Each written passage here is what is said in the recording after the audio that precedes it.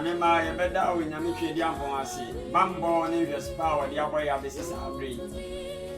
Sekatrema da abodwem na moje di mo frisane a. Ya ho odin bia nim. Nyame na aye sa.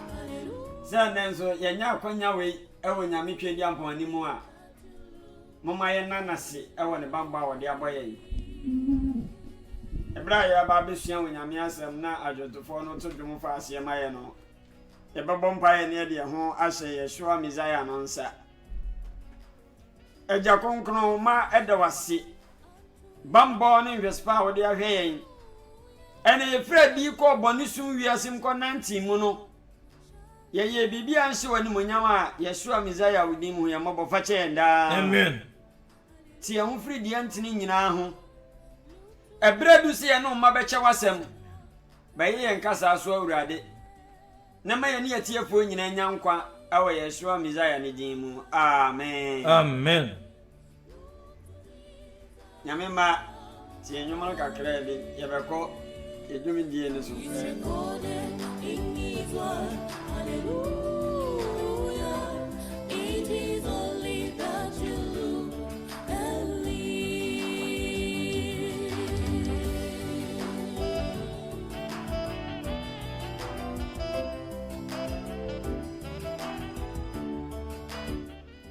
Nyame ma ye damase se mutie enda bia na ne nso so mutie yen aseda ayeye ne nkamfo emfa Yeshua Messiah ne so enka mo nyina opepa amanya mo ne nyame ma eche nyame asem da bia ene nso ye da awurade de ache ye nyina na enra yesua onyankopon ne mra wode ma ne ma ebeboa ye na siesie ya me nyankwaje no wode ma yen enra yesuan enne ye ka kire mo se ye ne mo ba behwe de nti anyame ma se mra twa mo no ye homeda no se homeda no nyame ka se ye fa nso mo no ana se ye mfa nna ma ye mfa nya ne ye padi a eno ne ye behwe bible no mo na yesuan na ena ayenchinyiwa bebre no a enti ase se homeda wode homeda kwa asode a se wudi mra bi so se nye nyankopon na de amaye eno na ye ba besusu ho ne yahwe se wo nyankopon de homeda no ma se nye ne den nyame ba ye ba besu nyame asem mesire nyame se omoa ye nyina na ye nyante ase na etimi aboa ya ma ye ne yetiefo nyina nyankwaje na aboa ya ma nyame ma epe nyame asem atie no omotimi ate na aboa ye ama ye nyankwaje debresi onyame de homeda no ma Israelfo eno na me no mienu besusu ho se homeda ne nyame de ma Israelfo homeda ne nti debresi mra twam homeda obedi so wase mra twam eno na me ye ba besua ne ehunu se te saa ana se nte saa ebrebe na onyame de homeda si ho ye be ko bible no mu na yesua se ne bebo ye nyina ye hwe bible no mu Genesis ena onyame de homeda si ho Genesis etie emienu nchema etimienu nchemba ako ekosi miensa no mama ye ntie awrade asem sane osie ne na wo wie osoro ne asase ne emu asafu nyina bo onyame wie osoro eni asase ya etimu eni niema wo mu nyina o wie ne bo no na da etosonson no onyankopon wie na dwuma oyo no onyame wie na dwuma oye nyina tio onyame aka 7 ba ko ha da etosonson no ti 7 day da etosonson no o wie na dwuma oye nyina ha na da etosonson no ohome firi na dwuma oyo nyina ho na ohome firi na dwuma oye nyina ho miensa no na onyankopon hira da a etosonson no nti wo kan 7 obo 7 kwa 7 wa ha sanete na ote ho e kire se da no ye soronko okay Genesis chapter 1 verse 1 no bana wose onyankopon bo osoro ni asase na asase ye sakasaka ni hunu na hu butu ebunu nani na onyame hu butu ebunu nani na onyame ka se nya han de han o se na ade san na ade chin da edi kan no na de to sunsun no de o se onyame hyira so ene wo ye na de yan konkron kan me wa ha no ma he amen kyerɛ sɛ da ne nyinaa mu no ɛyɛ soronko nyame ba yɛsua deɛ o deɛ ɛtɔ sonson homeda no ɛno na nipa bebree si nyame mmerɛ na atwam obɛdi homeda nti ɛno na ɛno a yɛsua no nipa bɛdi homeda nti wɔsi nyame mmerɛ na ayɛ dɛn atwam toa so ɛ aha efiri sɛ enum na ɔhom firi n'adwuma a onyankopɔn bɔɛ na ɔyɛ nyinaa enum na onyankopɔn ɔhom firi n'adwuma a ɔbɔɛ na ɔbɔɛ na sa nneɛma ɔbɔɛ nyinaa ɔhom firi ho enti homeda no ɛyɛ deɛn onyame a ɔyɛ huntanhunu nyame na ɔbɔ adeɛ no ɔde homeda no man sɛ ɛbɛyɛ nyame mma ɛbɛyɛ nsɛnkyerɛnne ama nyame ma obo yen nti minum yenu di homeda no so a na akire se onyame ena bo ade ka me wa ha no ma amen nanso so homeda nti enipa bebre si nyame mra atwam me de maka na me ka biem wo osofo abaka se nyame mra atwam no ese wo ja sofo die wura sofo tade no gu ho na wo ja sori na wote no te e dia na obegina so preachie akire nyame ma amankro no na wo mrebe mu mransendunum eni uyanko wadansi krum wo mrebe mu mransendunum e ma wani mre uyanko yire e wo mrebe mu mransendunum enyo ni bia wo so preach kase abosonsum nye e wo mrebe mu e wo mransendunum na se mransem ni twama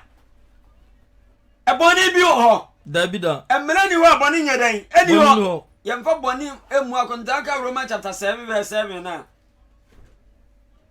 se mra ni ye boni ana wo se dabi se nye mra na nka minim akono e mra na nka se mo ni mmiri obi ade a enka minim boni sa nyame mabadi wo nyame mra so nti homedeo odi ba sumo twadi ampa obo soro ba asase no ena mbe kirew na wo hunu se ede to so edi kan a edi na wo twe kan a eye kwasiara no onyame amfansi won se yamfanso mo me nkire se okwa agosare kwasiara a wayira nyame mamme empale me se meka sa asem no na wuni nim na wunim ena me kirew ewo onyame asemu na mehwe ye behwe ba bi afiri ba ye ena nkire se wo kwa asare me nda wo kwa heaven wanye ni onyame twadi ampopa eye kwa sanatia ewrade mane pale ne yada amen onyame honhom no ntena ye man kire ye nkwan ne ma ye ntiase ye wona semu ne nche na wiase wani ko na wie ye nyame ma bebre di ade ncheche omu hu ba bia ye mfa nanzo so onyame o ye no kwafo no ye kwankirefo no menim se obekire nyame ma kwan ame ye hunu ba bia ye duro osofo homeda obedi enti wose mira atwam asopanyini wose homeda atwam ewrade hu ye mobo onyame twani ambo no se onyame mira atwam dia ne yewom adomase dia ene nke ye nya preaching na kromfo nkoso mokro no na wifo nsan anum wi na obi anya ne ope because ye wa adomase adom de ye wase a adom na betima agye na wura visa bible no sintimi ntena boni mu na adom no so ana si Davida enti onyame de no homeda ne nyankopɔn se yemfanye den enti okoyi ni man bia ye Israel fo homeda we bae no na Israel ni bia ni ba bia nipa nyame din kan bo no eye ye nana Adam ene ye nana Eve ananse Adam ne Hawa san nipa mienu ne nyame bo o mo ade bo ahyase e ene odi homeda ne ma won se wonni enti Yesu Kristo eba ya sasi so no obekire ama yehunu homeda no Yesu Kristo Yesu wu ya no de bo asemiam enti nyame koyi ni man bia ya Israelfo a odi nyamso ma wo mo se wo di nyamso be ma wiase nyina nyame na de ne nsam na ma wo mo so mo mekire wiase nyina se bia esum nyame enti wo koyi wo ma do mo ba no na mre no wo deda yenka ba bi kakra Leviticus nyame koyi wo mo no yenka Exodus 16 nyame koyi wo ma no mfa mre ne ma wo mo no na Israelfo ni di homeda no Exodus 16 Exodus 16 verse 16 no kono yenti awrade asem Exodus 16 verse 16 na kono aha asema awrade ahyenie asema awrade ahyenie oman ni nyina Moses ni Aaron na ekasa no montase bi sede obiara bedie na nyankopɔ de Israel ma no enam no omugodu babi na nyame ka asema mu omaduane adi efise no mu super aduane adi ene nyame ka chanse memu omaduane adi aduane na nyame de be ma omo no ye fra no mana ene nyame beto mana na ma wo mo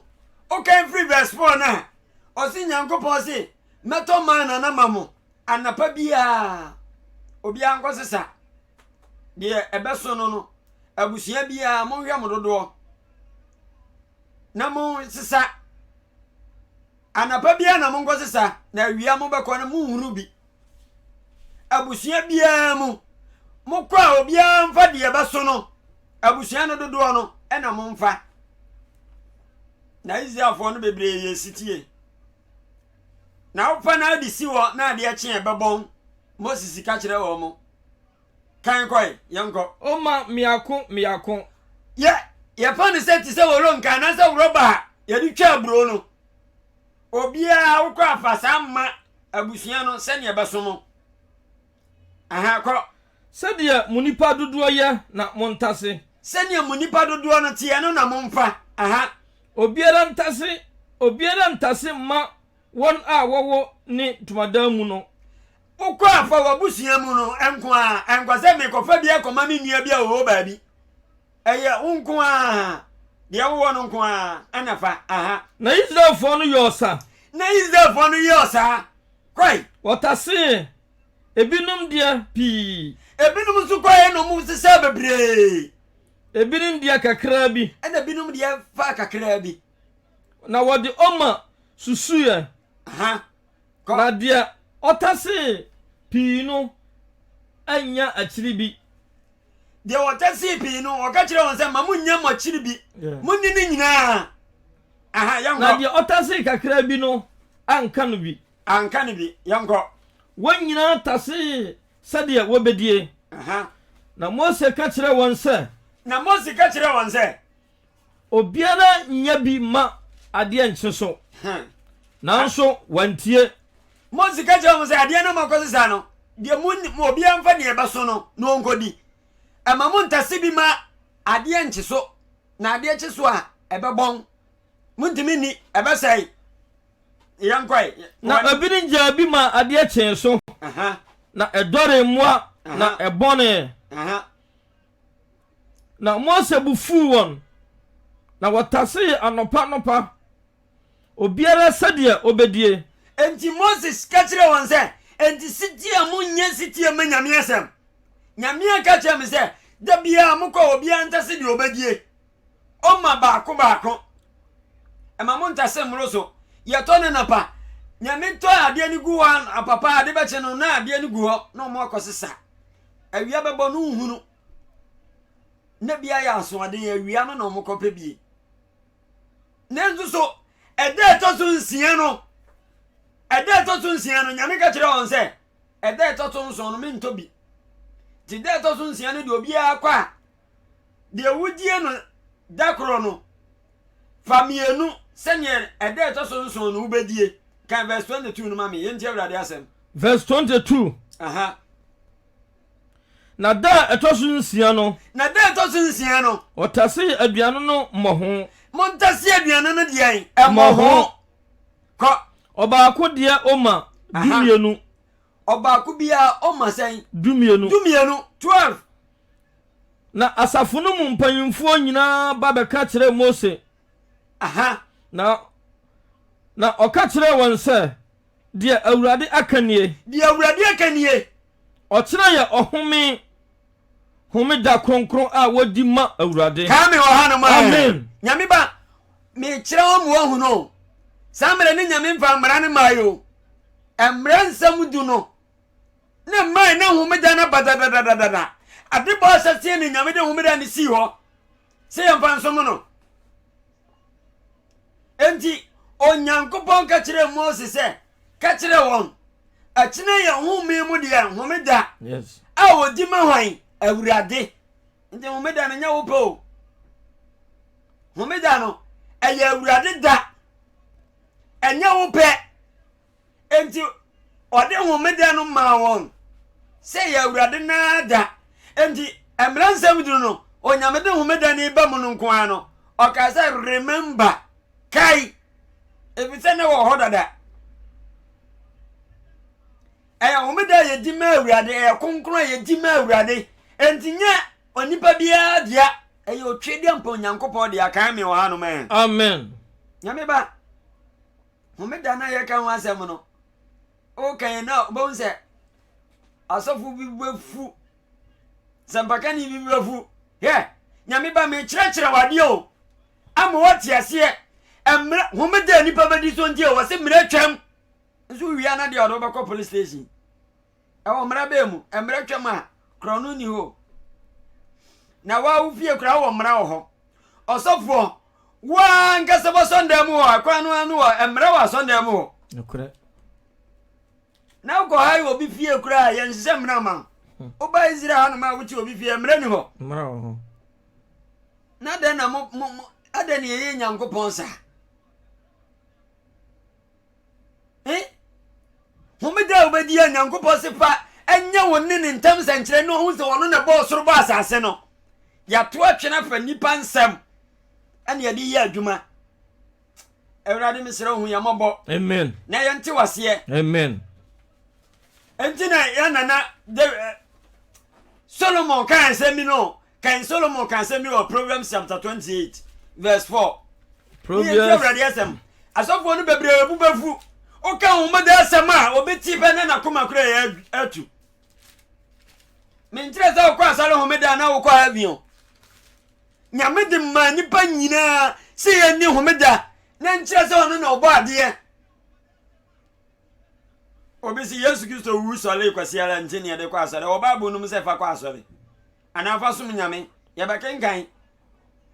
Na wate ase.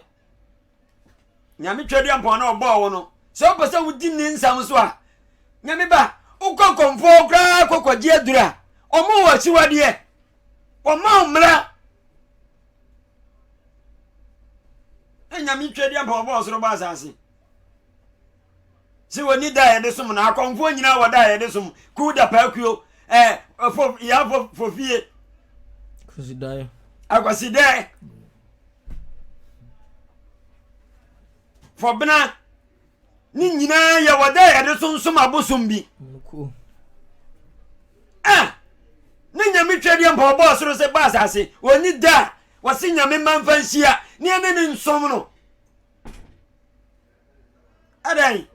Ana nyame ma moma ye moma ye kenkan nyame nsam kire nyame ma moma ye mobo eno ntine na emra no nyame twedi amponko na ne ba kenkan kire o man no o kenkan kire o man na o man ni nyina adwane ebohu ana o man ni nyina ka se Mose na me kenkan kire o mu kan sambre ke nyame na ba kenkan mra ne kire wa nka ba yesiti am nyame asem. Enti wo ka emra no wasamanti na na Solomon ka asemi ewo Proverbs chapter 28 verse 4 yenti awrade asem mebu sam ti aduro no watwenyi mu nan won a wagya mra no won a wagya wo nyame mra no yi obonofo aye o maboni doso because wo se mra ni ho emra twam enti wo maboni ye dai edoso won a wagya mra no e maboni doso ko na won a wodi mraso no ne won di aprapre enti won a wodi mraso no bon se na ya aprapre yesia wi a yebesia de adan na ye nyina ya sum nyame o enzo obi hu obi a one ne nkwa asale ya na se wotan no ye nti nyame soma se on komasole nti a sole no de bo bo de kwen uji akra manyame o enya sole wona wo titi wo no di wo mu komanyame na se na sale obi di hwahwa ma sale de nipa wo mu a wo de koma hwan se ye Kristo Yesu na de koma no na de performance dia onyame hu mobo amen awurade pray and say yenko ka sempa ni empa ni akra no mu hunu ni han no mo mra ho na yen chechire won ninsem no mo mfa nya adwuma ene ya tuagu the word of God no me see a free nyame mamu na abakọ na sofu anya platform anu woton anka twade woton pure water say inshirasu na nipa no no mo sa anisuo no na bra ba akosi sei wona wo jamra no o mamba bone yedan edoso na wona wo odi onyame mra no so no da bia mo ni edi aprapre o kamra no sa se no jana sem sa na ekoso ko toaso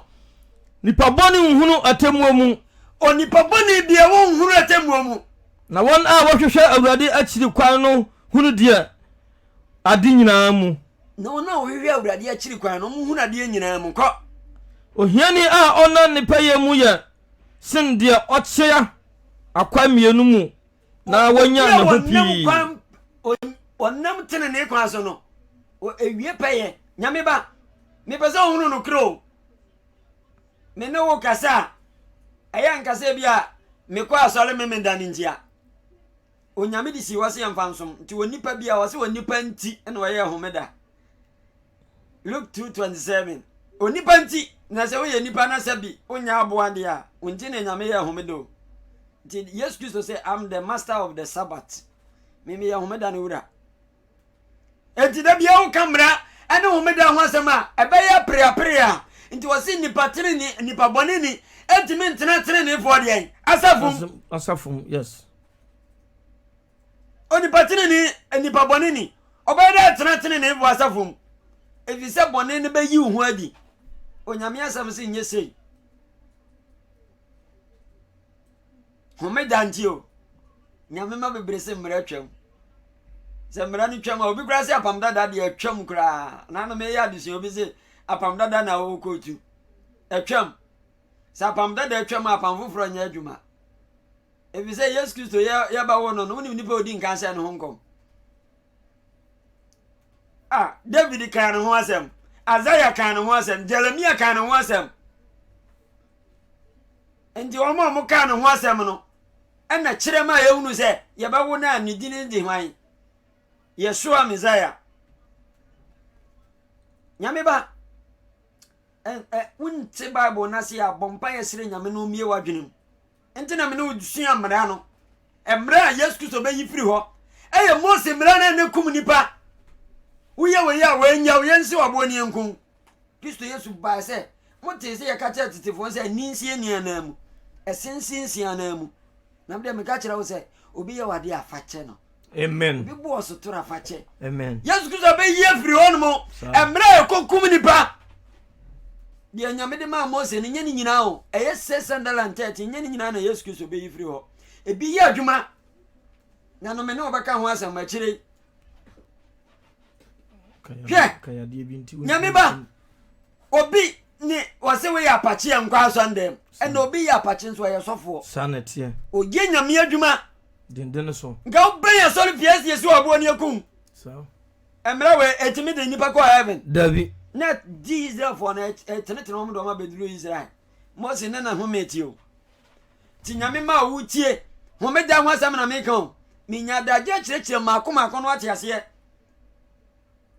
enti nyame edim efra Israel for na odo mo ba no ene ode ne mransem du ni ma o mo no ene o kan no Exodus chapter 20 verse 8 to 11 Yente awurade asem Exodus tia duro no nyimu du baako sana osie ne nchemu wotwe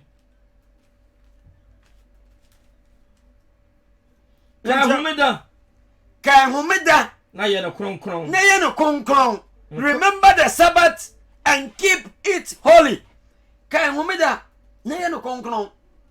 wonyame ka kire on se mon kai humida de me body na me disi ho na Israel ni bia mai enti nyame ba wutie me enya Israel fo ba na humida ba yo nyame bo nipa na na odisi ho se ba kire se wonyame twedi ampo na bo soro ba asase nyebe kenka Ezekiel 20 verse 8 no obate nti nyame ma to aso kan humeda ne no konkron nansia na yo adwuma 6 days ni nyame dia ma o ye ne ye ba Israel hanoma ye wo Israel obi ya adwuma 6 days e bia na wo de on be sa oba ya adwuma 6 days dia minim ye sha adwuma se first day of the week Sunday, Monday, Tuesday, Wednesday, Thursday, Friday, and a half day. Sabbath. This is minim. And ye juma 6 days. Osi nensia na ye juma. Na ye wadie nyina na de to sonso ne ye de. Da to sonso no ye homeda ma awurade unyankopon de to sonso na ye homeda enyema ho enya wo de ye ma awurade o se eye homeda ma awurade unyankopon nyo adwuma bia wonu baba nyini no baba wakoa wafena ne wo obi bia ewo bia pnumu amen. Enti wo di homeda na obi bia wo ho a enko ba bia enti obi se homeda no rest esa wo de da na wo home hwe se won ti ase yi homeda no ye rest o se homeda no de esa wo de home na wo da yenkan Leviticus 23 verse 3 ni se homeda no nyame gase yemfanda obi se homeda no de rest osofo sempakani nyame hu mobo nim na onim na nyame ma wonte ne semase homeda no angase yemfanda o Leviticus tia duonu miansa ni mu miansa yenje awrade asa atifia san no homeda o se homeda nensia na wonyo adwuma nensia na onyo adwuma ada to sonson no ye homemu homeda ada to sonson no eye homemu homeda wonhia kronkron munhia kronkron nyame ba munyo adwuma biara enya adwuma bia motena bia nyina mo ka me wa ha no amen eye homeda mu tena bia nyina mu so ne wo kana nyame ba nyame si yenhia kronkron yankase engodo davida enti homeda ni yedisia enti wo kan Isaiah chapter 58 verse 13 to 14 na ye ready Isaiah kan yen ya de ma Mose adifo ni nyina ba bedibi hwe de Isaiah kan Isaiah tia duonu nwotwe nyimu dumiansa homedadie paso nhyira onyame si homeda no wudi ni yia osira enti yanuanu ma mapato mo hosem ye mo bakwa sole memenda homeda no mo ye ne mo pe no awrade hwe mo wo de wate sa homeda no wo ho na wo de ye ne wa wo pe se wudi ni ya nyame hyira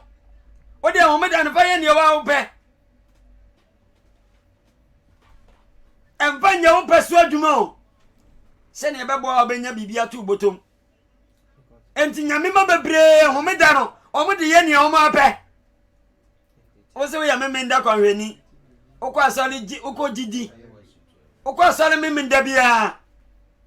nya homeda na okọ asale nti na okọ heaven nyame hwehwe se be city are ama no nokura wotu na modi homeda no nanso bia na otie dwama mom ebia na tikro no ho ebia na tinsa no mu awurade hu mobo na sesa wadwene amen if you say James chapter 2 verse 10 what see the obedi mra ni nyina so na obeto ba ko no wade nyina ho fo enti wo de homeda no kwa asale na wa bra boni usuban no ene nyame asem no nsa wa yira o se homeda die paso die nsira aha yango so wo sanka wo na homeda so wo sanka wo na homeda ne meda kronkron wanya de wo pe na mia hoda onyame ka kire wo so wo sanka wo na homeda na awurade da kronkron wo se meda kronkron no wanya ne wo pe na wo frɛ me homeda sɛ anigyedeɛ na wo frɛ homeda sɛ yɛ da wo nyankopɔn de bɔ soro bɔ asase eni mu niema nyina na wo de kyerɛ ne awurade da kronkron sɛ da ɛsɛ anidie ni awurade da kronkron sɛ da ɛsɛ anidie na wodi nuni na wamfa wara wakwan so na wanyɛ deɛ wara wo pɛ na wanyɛ ne wa wo pa na wankeka nsɛm a homeda no ɔsɛ ɔkɔ asɔre memenda nso na no ka nsɛm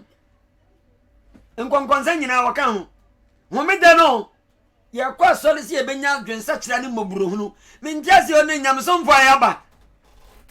asɔnda mu o nsɛm ka sɔfo no na yɛahyɛ ase yɛ penti no yɛwie yɛba asɔ panyini so ne yɛ penti ba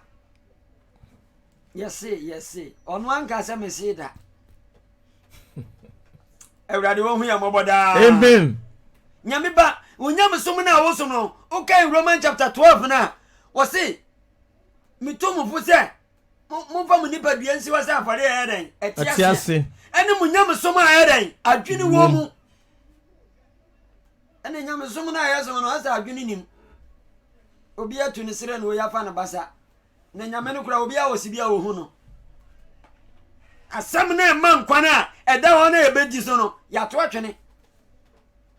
misre nya yehoa nyankopon se wo hu mobo na wo hu me mobo ne afi akoma man awurade se me da konkron wa anya ne ope na afra me hu me da se anigidie ne awurade da no se da se anidie na wankeka nsem eno na awurade ankasa ni baje wo ka me wo ha no amen 14 no aha 14 no ana woni baji awurade ho na mema wafa asase so yente de Isaiah kan Isaiah 56 Isaiah 56 1 to 2 yente awurade asem Isaiah 56 Isaiah ka fa homeda ho wote wa se homeda atwam ye be wedi Yesu ka fa ho topic ni mu odu na ma kire wo de ntia na homeda sesan ya kosia da ebe kan wo som ho minuze minwie sabat me kire wo ya bra no ntia ya bra no yesima don hwere ba akopɛ nyame ba Isaiah chapter 56 verse 1 to 2 no what's it say atifia san no ada nkwaje no aben nkwaje na eden aben aha sɛ awurade sie nie sɛ awurade nyankopɔn twɛde ampɔn sie nie munni atemuo so munni matemuo so na munya adetrene na ya adetrene de na ba mu aya adetrene onyankopɔn mra no ana betima mu aba emra no entimi nyi bɔne ho enti ne Yeshua Messiah ba Yesu Kristo ba no timra ne ka kyerɛ sɛ mokro no eni awu na Kristo Yesu aba bewu emra bia na ɛkyekyere yɛn enga ubokro no a asiesi wabo wo se obi ne obi ko obi ne obi nya asema yɛmfo mu nkwa asɛndi bia Mose mra ne mu no na sɛ nipa no yɛhwɛ ne odifo a yɛmmɔ ne ma aduanan 40 yɛbɔ 40 ne wie nipa na ɔbɔ no ɔbɔ ma ne boro so a ɔno so na ho ne yɛmmɔ no 40 enti Yesu Kristo Yeshua Messiah ɔba bewu ama nipa ne yɛbɔ ne ma asɛn 39 kɛse yɛbɔ no 40 deɛ tɔ so 40 ne yɛde bɔ na sɛ nua kɛ yɛbɔ no 40 anka yɛntimi nya ne hwee biem yɛmmara nti Paul se mi yaka me masen aduanan ko a 120 because we ya ne abono munyame asem ni nti esi wodifo e kana to ne abono ma aduanan nesi yakɔhwe Yesu ni egya no ye bɔ no ma no no mu se Mose mra no ye bɔ aduanan bɔ na aduanan wi a ayi ni bɔne na firi hɔ ti ye bɔ no 39 ye bɛka the love of Christ ɔdɔ a Kristo Yesu abewu amaye ye de tete asɔnde ma ye hunu no hunu obi a ɔgya ni pɛ mu nyinaa na wo sum nyame nyame ba mo adwene nye shapo na sum nyame wo honhom no no kure mu kure ti Awurade se ye hwɛ na temude to aso na me nkwaje re aba na me nkwaje ben aha na wori beyi bi trene adi na me beyi me trene adi nhyira ne odasani a oyeye yo nhyira ne wo odasani a wo yeye ne onipa ba a okura mu no se wo ye onipa eba a wo kura mu de odi humida a ongu hu fi de odi onyankopon humida na wongu hu fi na ohwe ne nsa na anya bɔne biara no amen kame wa ha no mai amen ohwe won nsa na anya bɔne biara ndi yanwe Yesu Kristo ba yese obe condemn mra Yesu Kristo be gu mra no ti Yesu Kristo be di humida ne so ana Mark chapter 2 verse 27 to 28 Mark chapter 2 27 28 yente Awurade asem di Yesu Kristo kan efa mra no aha yente Awurade asem Marko timienu ni mu aduonu nson aduonu nwotwe no na osi won se na Yesu Kristo si won se onipa nti na woyo ohumeda onipa dia sa wo ye nipa dia minim Kristo Yesu ka sebi wanya homeda amamwa anya mu odwan but wo di bidia waboa so be di bi because unya waboa ma ne nko di bi because Israel fo nyame di nyame so ma wo no omo na kire wiase nyina kwanya fa susum nyame efise nyame yi ni han ne kire omo enu ntina na mi nu usua ade afa se onyame won konkon ba wo so a ye fra bi speaking in tank ne nyankopon pesa won konkon no ba because omo nkwa na ye di nyame so ma wo enti ese onyame asam ne ko wiase afa na nyina enti onyame dane won katrema no na wo kasa me matin mikro mu kasem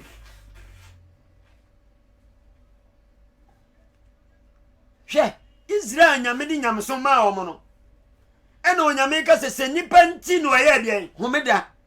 na nya homeda nti na oye nipa uwo nipa o nti na oye homeda so obedi so na hye onyame twedi ampan no nyam na odi ba so me Yeshua Messiah no nanso na ya to atwene ti Kristo Yesu ka se mo kire nsem nipa na ahyehye ne yebesua radio Yesu di yebesua nsem bebro ebe kakra me ho baye wo hipa wa hwe akura wo chia me a hwe abaka se mfa de bi mmoni tirim because nyame asam no me mani hinto me kire me wiya ma wie o papa ya adwuma esa me boda wuro no se ne Petro boy ne ye si Petro ye bona send your man tiri ba hwe fom John kan ye che no Patmos ya che na adwumum nenzo so wanche yakoto no twene Patmos ho no okotwere Bible ngoma etwato no disem na disem no besua no ma kire mu ena nyame mamere ensua disem bise wosuro wate aboa bi wo ho wate sesesi bi wo ho ni ma dekoro ma kire oni nyina mu wate ase efise nyame abia nsam no mu se ye nkire enkwankwan na hia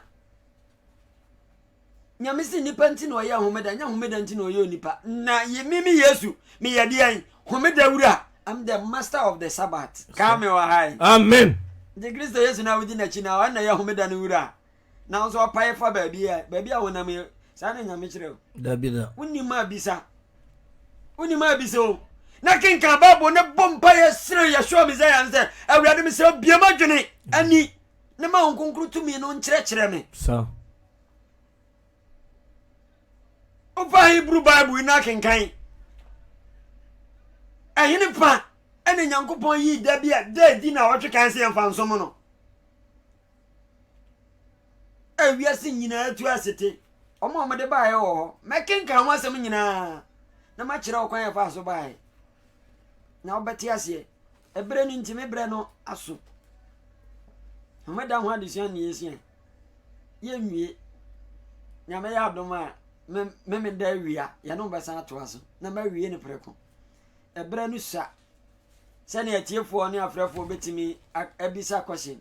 homeda ho adesua de we ya kenkan akakra bi o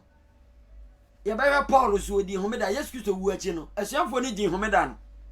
na ye nso ye ba so mu di ye bia no mo so to twene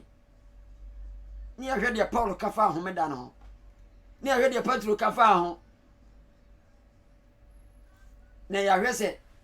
na Awurade Yesu Kristo ani ku homeda no ho fa homeda nti o kan Israel o kan Bible ya homeda nti o kan Jeremia onyame se me homeda na omunye nti me mo kwaye nkoa mfi aduoson homeda o nti na omo baaye no na homeda no omo mfani agro nti wona nti duru ha nti Yesu Kristo ba asase so no so o se obi ya o ya o yarefo yade homeda omo se wa ya adwuma ebise omo hu se homeda no na ma omo kwaye nkoa mfi aduoson agro nti homeda no omo ni ho agro ni ku ho papa tia de se ayifo no nsa falasifo no omuna na hweso nti wono homeda no wo nante ko twa kwansini se ya wato homeda e wo bible no ma na omo ekakreti se yesa onante sima se ntia o hwe synagogue so na omo wo na doso pa o fam tam ya na bi wo ho no ma because homeda no mbe shemra chinene edetozo se obia ebe hu no ene ne wawu ni ebe kenka Bible ni asua no wate ase se homeda na Awurade yi twedi ampon se yemfa nsom no yemfa nhyɛ na nimonyam nyame ba medisia se wase misa o moa bia number no nam de tudwa no studio number no nie 0543 168025 0543 168025 so outside Israel na pasa ofrea obabo Israel code no 00972 543 168025 outside Israel na pasa ofrea obabo 00972 543 168025 sa pasa ofra me number na wo Israel ya obafre 0528 07 1442 o Israel ya na pasa ofra me ya me number o asemisa bia bisa obafre 0528 07 1442 or outside Israel baby ana pasa ofra obebo Israel code no 00972 528 071442 or outside Israel na pasa ofra obebo 00972 528 071442 onyame onhyiraw yenuanom bebre ehwe wo Facebook na ese ye chiamo na nyame enhyira mo papa amen yenua Alex Konadu onyame onhyiraw amen osi nyame enhyira ye wonso nyame onhyira papa amen yenua David Makion onyame onhyira papa amen yenua Dorcas nyame onhyira papa amen yenua Moses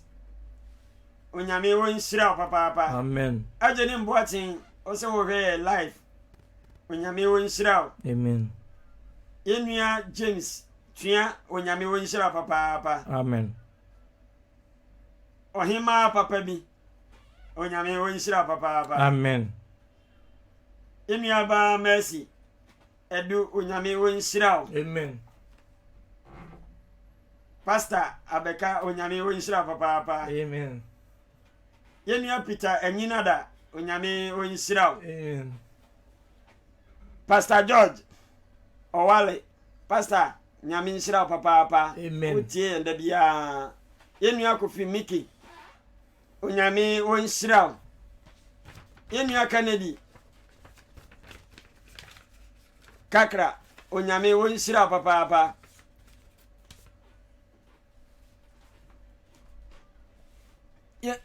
Yenua Gifty Kwabia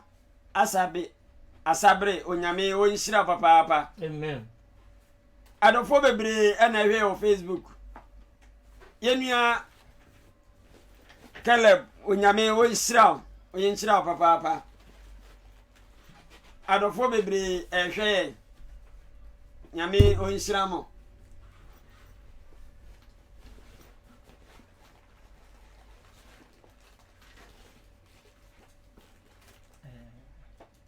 Nyame nhyira mo nyina adofo bebre hwe ya tam no aso obi a wase misa wo mo bi a minim se sabat ya beto aso na ye nyina ya che Esther du se onyame wo nhyira